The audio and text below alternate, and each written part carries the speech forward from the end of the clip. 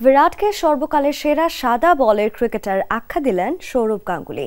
বিরাটকে once in a lifetime cricketer বলেন ভারতের সাবেক এই অধিনায়ক।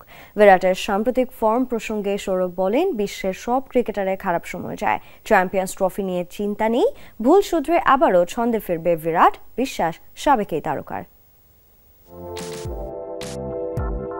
দরজায় কড়া নাড়ছে চ্যাম্পিয়ন্স ট্রফির এবারের আসর। ইতিমধ্যেই ঘোষণা হয়েছে সব দলের স্কোয়াড, যেখানে অনেক আলোচনা সমালোচনা ছাপিয়ে ভারতের জার্সিতে এবার চ্যাম্পিয়ন্স ট্রফি খেলবেন বিরাট কোহলি। যদিও এই আলোচনার মূল কারণ বিরাটের ফর্মহীনতা। অস্ট্রেলিয়ার মাটিতে এক সেঞ্চুরি করলেও বাকিটা সময় দেখা মিলেছিল অচেনা এক বিরাটের। তার দৃষ্টিকটু আউট নিয়ে হয়েছে সমালোচনা।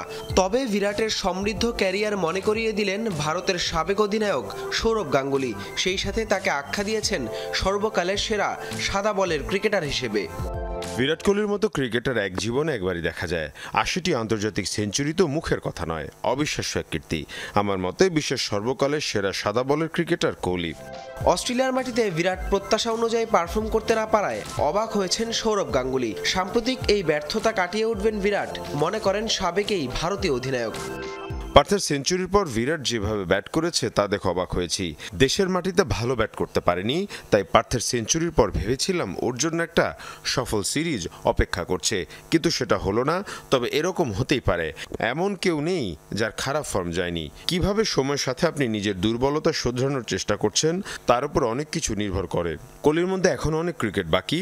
চ্যাম্পিয়ন্স ট্রফিতে ওর ফর্ম নিয়ে আমি চিন্তিত নই। আগেই বলেছি ও সাদা বলে বিশ্বের সেরা ক্রিকেটার। সবশেষ বিশ্বকাপ জয়ের পর টি-20 সংস্করণ থেকে অবসর নেন বিরাট।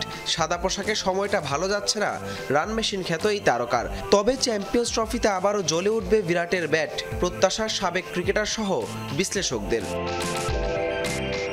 হাসান আল মারুফ, যমুনা স্পোর্টস।